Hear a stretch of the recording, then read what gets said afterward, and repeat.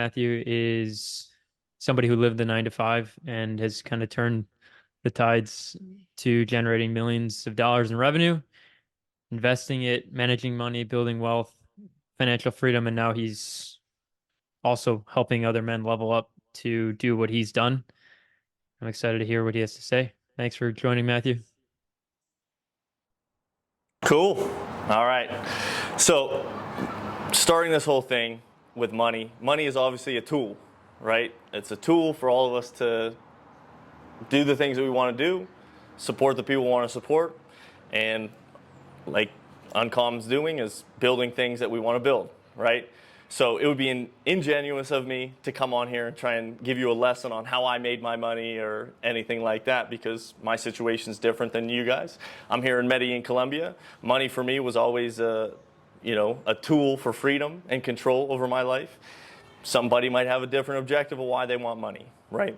So, but I do know everything that I generated was from an emotional standpoint, right? We're emotional beings. So before I get into anything else, I just want to give you some credibility on who I am. And then I want to open up and hear your guys' situations, what you guys are struggling with, and how I might be able to help you. But I want to see if I can share my screen. But as Max said, I didn't have anything I knew about entrepreneurship after college. I went and did the 9 to 5 thing, hated my life, and I was just like, how do I figure out this money thing? Because money will allow me freedom and to not do the things that I don't want to do, right? So I just was like, man, I need to figure it out somehow. And when I was first starting out, I'm like, if I can make 5-10 grand a month, man, life will be amazing. Like, I'll be set forever, right? And that was the objective, right? I didn't have anything bigger than that. But I'm going to give you a little share screen here. Life can change in an instant. And if you have questions that you want to ask somebody that's in a position that you might be curious about, you're in a position to ask me some questions. I might not be in the same position you might be in, but I was a lonely, insecure boy at one point, and anything I can help along the way, I'm here to help. And this is not to brag or anything like that, but this is just to share how things can change with the right questions. It's not just to brag that, oh, I'm making this money. It's like, no, how did I generate that money? How did I keep that money? And how can you guys learn from somebody that had no idea about business or entrepreneurship? How am I now able to do that and travel the world and basically make that money anywhere I go? So I just wanted to give you some credibility on my situation, but everybody's situation is a little bit different. So I actually wanted to open the forum up to anybody that has questions about their specific situation, because I know I learned from other people what they're going through, and that's how I kind of grew. So if anybody has a specific situation that they're kind of like, well, hey, this is my situation, I'm making X, but I need to do this, and I'm trying to get this with money, I'm here to answer. So if anybody's brave enough, I want to help answer those questions instead of just tell you exactly how I did it, because my situation might be completely different. So anybody brave enough to have a question specifically about their situation that we can all share with?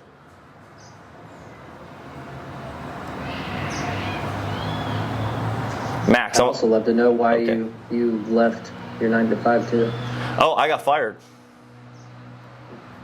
I got fired from my 9 to 5 and then thrown into door-to-door sales. So I figured out a bunch of shit along the way. That'll do it. Yeah. Yeah, I can share where I'm at with it. Yeah. I don't know what question it is yet, but I guess as I speak, something will come to mind and maybe people will relate. I guess I just never gave my attention to money, and I still haven't. I've been in the uncommon sphere for a while. I've learned from Paul Council. I've learned from people who've made a bunch of money. I spent time investing in myself, leveling up my skills, falling off, getting back on.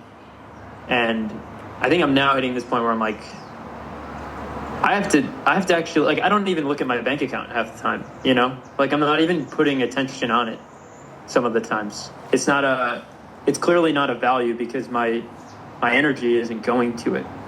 So, and it's been a massive focal point of stress over and over in my life, where I'm struggling with an injury, but I'm also in financial struggle, like, which isn't helping.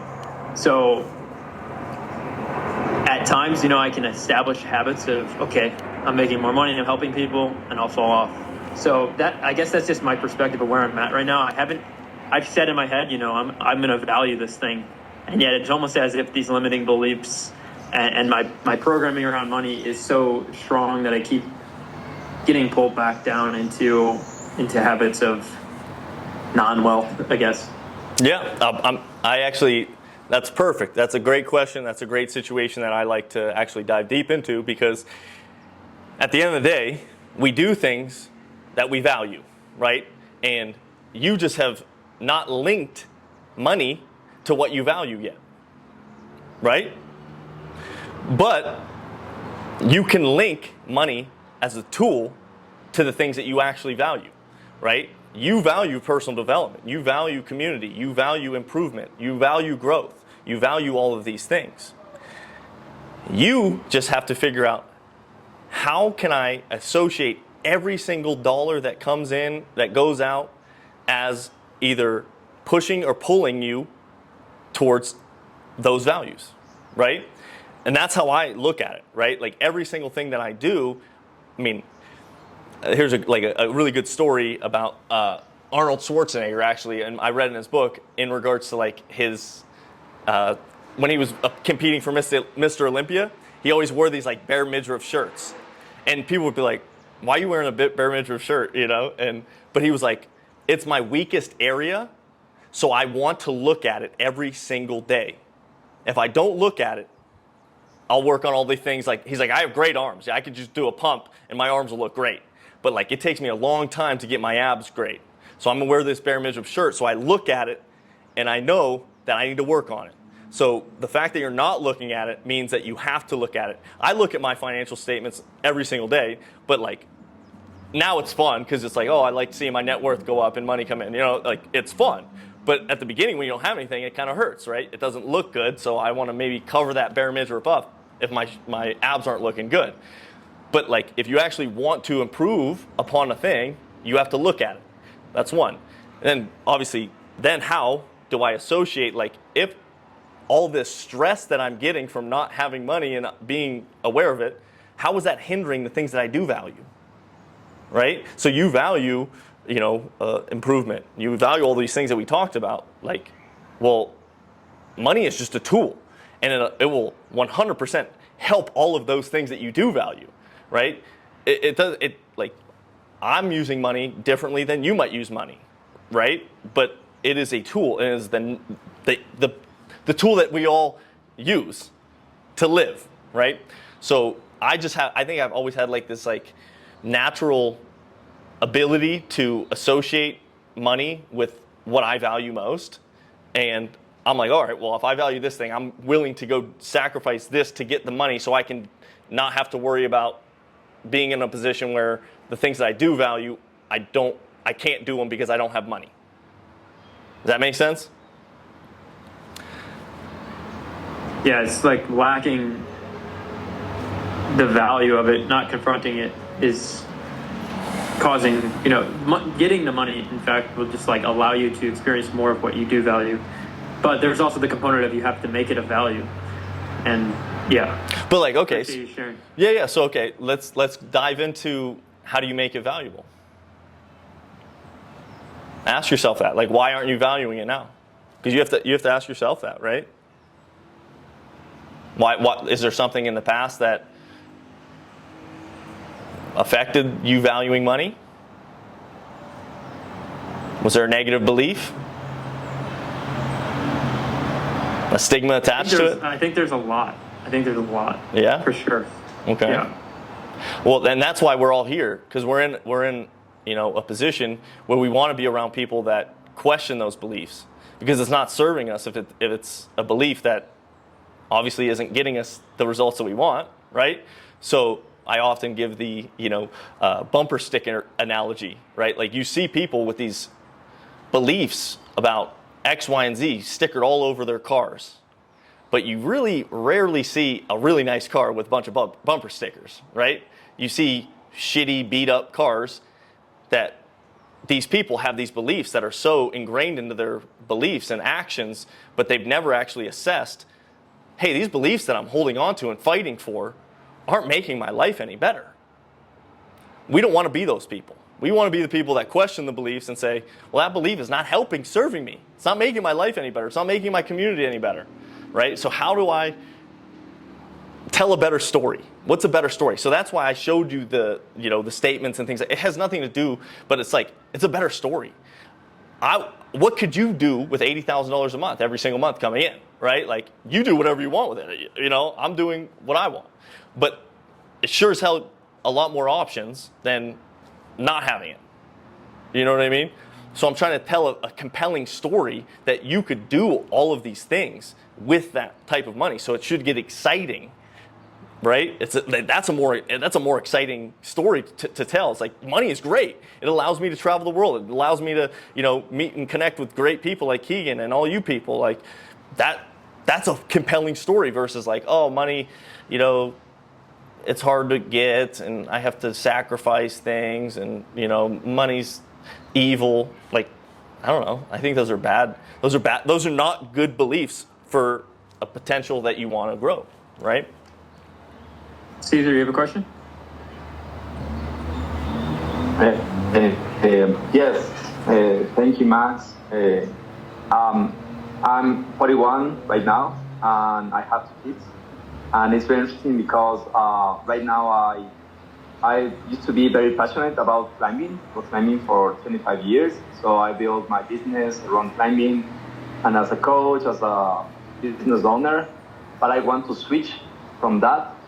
And I'm in a crossroad because one side of my mind told me to full stop doing like training and training people to learn the skill of earn money, only that skill, like to make the money machine, and then I can go and do whatever I want, like living my passion, because I don't like to climb anymore right now because it's all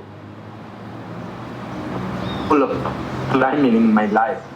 But if I'm traveling with some friends, like going around, I still love climbing. So that's my question. Like, what do you think is good to do? Like solving the financial problem first, and then go for your passions, or work on your passions so the money can come back to you. Yeah. I think we all have natural curiosities that lead us in different directions, right? And how do you associate that natural curiosity or passion, as we might call it, towards being able to accumulate money, which allows you to do more of the things that you might want to do? In your scenario, well, you've already acquired skill in a certain area, right? I'm assuming a pretty accomplished climber, right? You now you're in a good group where you can monetize that expertise, right? You don't have to so many people oh, you should just start completely fresh and just learn all about this whole new thing. It's maybe if you're 21 years old, but if you've already accumulated expertise in certain things, you could teach other people at scale. That's what we're doing here, right? If you get a group of 1,000 people and you just tell them all the things that you've went through and struggled with and learned and along the way, then that's a way that you can obviously learn how to monetize something of expertise that you're already in, right? But also along the way make money doing it and not have to physically teach people, and things like that. But in the process of doing that, you will learn about money, right? You have to learn about money because you're now putting yourself as an entrepreneur that is now kind of curious about this money thing and attaching it to something that you already have value in. Because if you just go out and spend a whole bunch of time trying to learn about finances, but you're not in the weeds doing it, I had to learn about finances while I'm making money, right? I had to go knock on doors and invest in real estate, but then I learned about how to manage the money as I'm doing it. So it's you still have to just take action. And you're in a great community here with all the guys from Uncommon. Like Keegan obviously knows a lot about digital products and digital communities. So you just start, right? Like I think you already have an expertise. So there's a lot of people out there that would pay to learn what you've learned and save time, right? Like the ability to condense time for somebody is the ability to make money, right? Like if I share my 15 years of entrepreneurship in an hour-long course or a 10-hour-long course, whatever it may be, I'm condensing 15 years into 10 hours. How much is that worth? Right? Same with you. How can you condense the time frame in which the things that are valuable to other people can be condensed down, save them time, thus they will exchange money for those, savings of time. So that's just like, I don't know, that's what I would I don't know your situation completely, but that's how I would start. That's the entrepreneurial mind of like, okay, well, go out and test the market, see if it's valuable. And I think obviously there's a lot of people out there that like climbing, and if you have an expertise in it, that's definitely a sellable skill. Any other questions? Does that make sense? Yes, but for example, I think that very good leverage to be to reach more people is to write a book. And I started writing this book, and I think I write a lot. But in the end, I quit these 2 weeks because I feel like, okay, now I'm getting into climbing again, like in the same climbing circle that I have accomplished very good feats with my clients. Like one of my clients did Everest without oxygen, and the other in sport climbing, like good championships. But I want to explore more things, and I think that I have this expertise, but I don't feel like willing to be around like this thing anymore. Like that's why I'm asking if it is so hard to learn like how to make money, online money, but not like making the money do the leverage instead of you working for money, like investing. I don't know. Yeah. So it depends on your situation. Obviously, like I give there's another analogy, right? Like let's say you had $10 million, right? If you have $10 million, and you got a 10% return on your money, well, yeah, you don't need to do anything because that 10% you'll be able to make $1 million a year. But if you only have $10,000 and you're making the same 10% interest on your money, well, you're only going to make $1,000 a year. You can leverage your time better than making that that $1,000 return. So, in the scenario, if you don't, have that type of money to invest in, what you still have time. Like you have the time to, and especially you just said like you have great testimonials of people that have learned from you, right? That's the first thing I would do. I would acquire all of the testimonials from the people that you've already helped. Okay? Don't worry about the book. The book, whatever, who cares? Nobody gives a shit about a book, right? They care, can you solve my problem? And can you solve it quick, fast, and easy, right? So testimonials is a great way to kind of show that you already have expertise in that thing. So that's the first thing. Just reach out to all the people that you've helped, and if they like you, I'm sure they would happily give you a testimonial, right? So just create like a drive and a folder of all the testimonials. Good, that's an asset. That becomes an asset. Most people don't think about it like this. Your clients, the people that you've helped, are assets, okay? Don't throw that away. Go accumulate and put that in a place where it becomes an asset. So then you have all these things, people that you've helped. Now, all you have to do is just talk about what you've done, how you've helped people, what you've learned, and just post it, right? It's like, and then start, like join other communities and groups that in that specific niche. Start helping answer questions, things like that. If you want to go deeper, let's go here. And then you can kind of figure out like, oh, what's the market valuing this service for, right? And how can I systemize it. So, okay, I helped this one problem a whole bunch of times. So why don't I just make a video and now it's completed? So now I can just sell that one thing. You know what I mean? So like it just gets your mind going because you already have the assets of you've already helped people. You already know how to answer and solve the problem, right?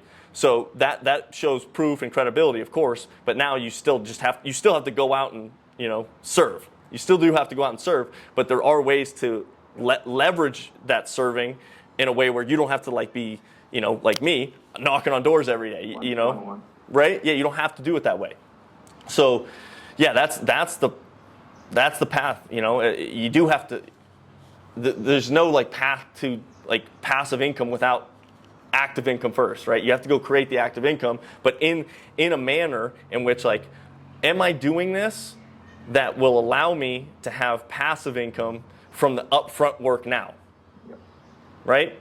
So everything I always did was like, okay, if I do this active work now, will it generate some type of passive, income in the future? And I didn't need to make any money right away. It was like, okay, well, this is long-term time that I'm spending, right? Long-term time that I'm spending. So I don't need to be like getting paid like $20 an hour to do this, research and development and stuff like that because it's building an asset. So you've already done a lot of that stuff, right? So now it's just creating the space where it can be maximized. Okay, thank you. Okay? Sounds good. All right, good luck. First step, go accumulate all those testimonials. That's gold. Okay? Great, thank you. Thanks, Matthew. It was really cool to go deep, and maybe we can open back up to other personalized questions after Cam goes. Cam